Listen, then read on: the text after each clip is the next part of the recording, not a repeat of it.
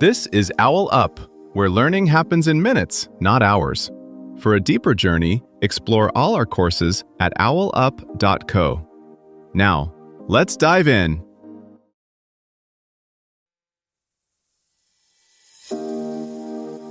Welcome back to Chapter 2 of How Courts Actually Work, Justice Demystified, where we're pulling back the curtain on who's really calling the shots in your local courthouse.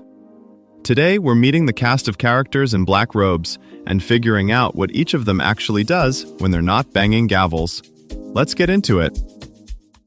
In American courtrooms today, one person you never see on TV quietly decides what evidence even reaches a jury.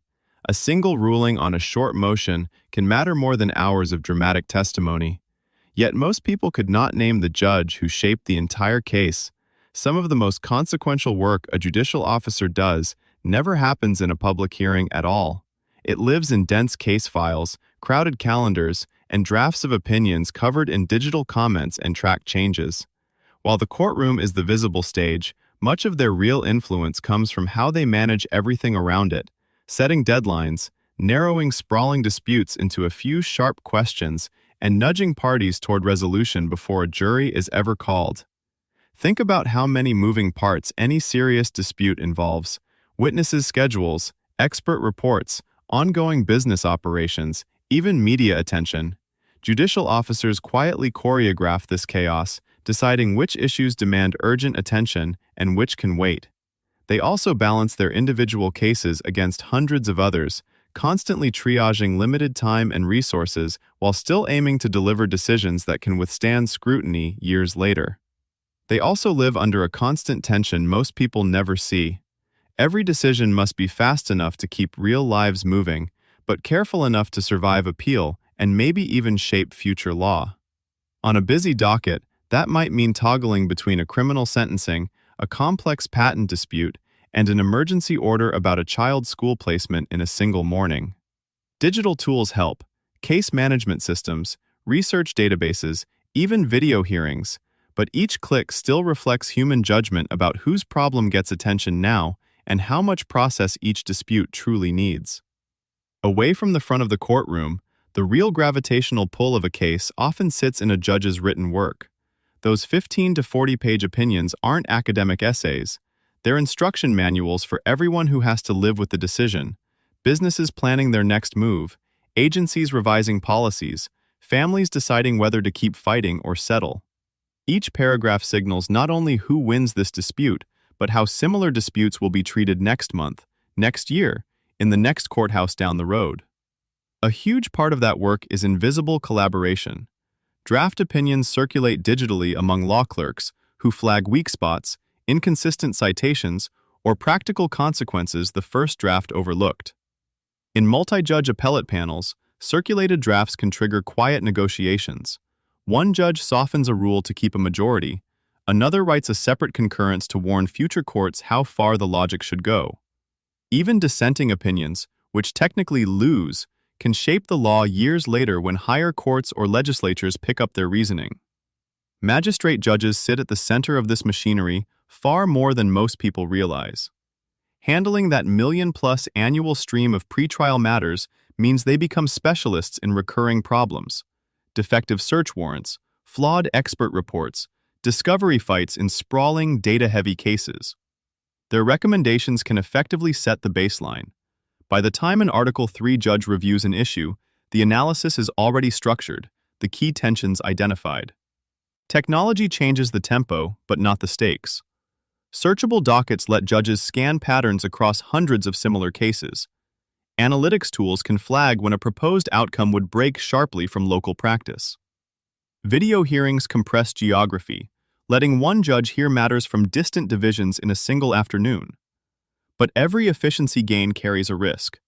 When decisions come faster, the margin for missing a buried fact or an unintended ripple effect shrinks. Think of the written opinion as both the final word and the first draft of future law. A decision crafted for this one conflict that will quietly govern countless others no one in that courtroom will ever see. In a complex antitrust case, for example, months of quiet drafting might culminate in a single opinion that subtly shifts how tech platforms structure their pricing.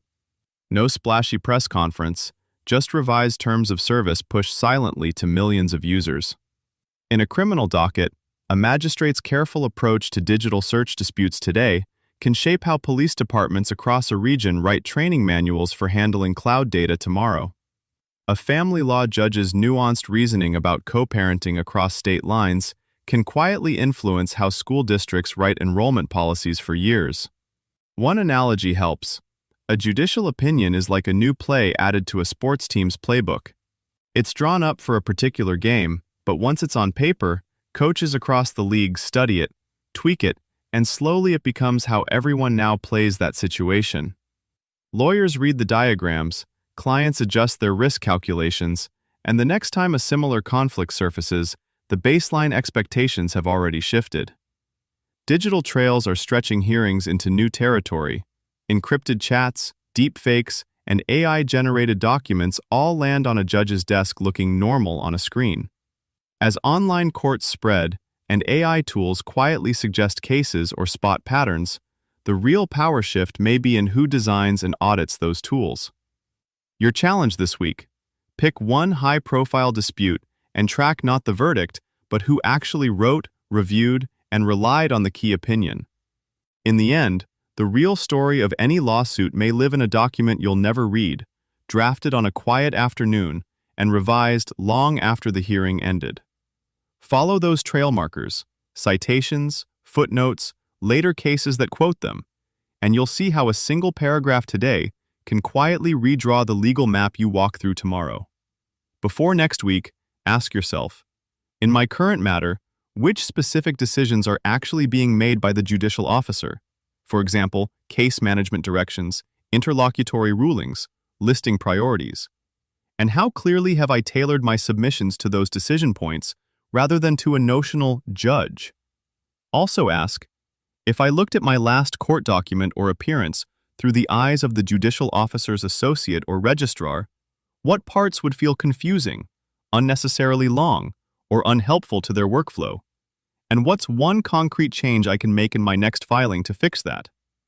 Finally, given what I've learned about how much influence these officers have behind the scenes, who do I need to start building a more professional, respectful, and consistent rapport with?